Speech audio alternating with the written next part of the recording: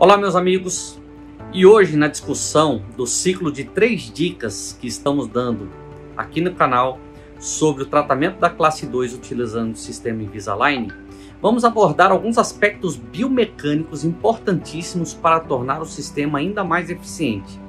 Vamos lá e aproveitem!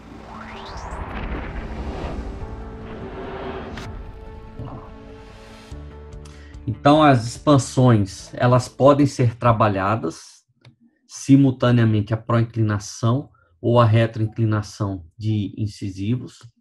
Tá? Isso aí depende do que você deseja e você pode prever isso. A própria expansão dentária, ela gera retroinclinação de incisivos. Então, esse efeito que a gente tem de expansão, naturalmente, você tem uma tendência dos incisivos de lingualizar. Então, isso é legal a gente entender, porque quando a gente tem um paciente classe 2-1, você não precisa ficar pedindo para o técnico retrair os seus incisivos.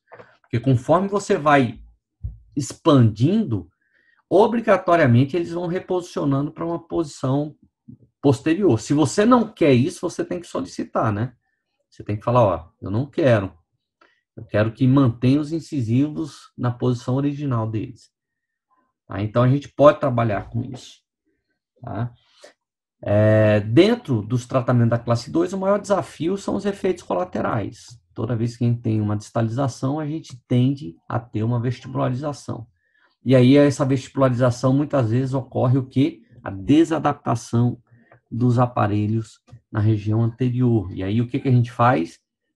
Insere intrusão resistente, insere gable nos seus casos. Ah, mas meu caso é de mordida aberta, então aceita a extrusão como efeito colateral, mas coloca tátima horizontais e incisivos para o alinhador abraçar bem, aceitar e fazer esse efeito colateral acontecer, se você quer. Tá? Então, se você quer ou se você não quer. Então, toda vez que você tiver uma distalização e desadaptou na região anterior, opa, por quê? Porque você não colocou intrusão. Não adianta mandar o vídeo, porque no vídeo não fala onde é que você tem que ver isso. Você tem que ver na tabela. Se a sua tabela tiver lá com intrusão de incisivos, ou não tiver com intrusão de incisivos, é em cima disso que você deve avaliar o efeito colateral que está ocorrendo. Tá bom? Então, a perda do tracking, às vezes, não é preocupante. Mas, às vezes, ela aconteceu porque você não deu conta de imaginar um efeito colateral que poderia acontecer. Tá? E toda vez que você tiver uma distalização, na ortodontia convencional, a gente trabalha com torque resistentes. Né? O torque resistente, ele evita, quando a gente tem a projeção dos incisivos nesse sentido aqui, a gente precisa dar um torque resistente para contrapor essa força no efeito colateral. E como é que a gente faz isso? Entrando com o fio nessa posição aqui, ó. Tá? Essa posiçãozinha aqui foi só de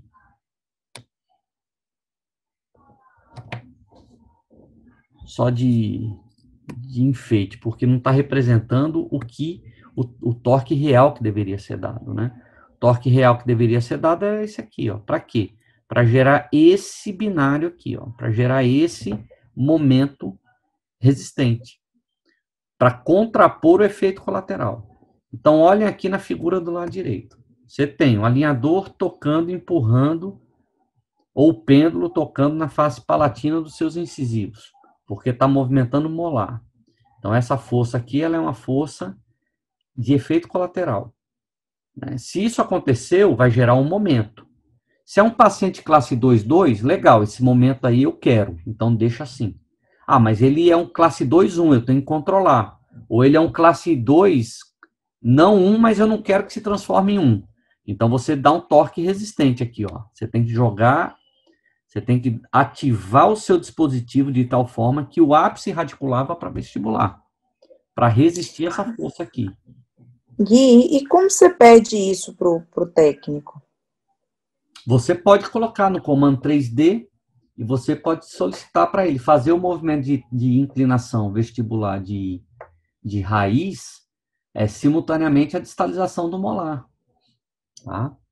Anota as perguntinhas aí para a gente decifrar todas elas no final. Então, é isso que acontece. Ó. Você tem aqui o molar distalizando e contra esse efeito colateral, contra essa força, você vai ter a vestibularização de incisivos. É isso que você quer? É isso, então deixa.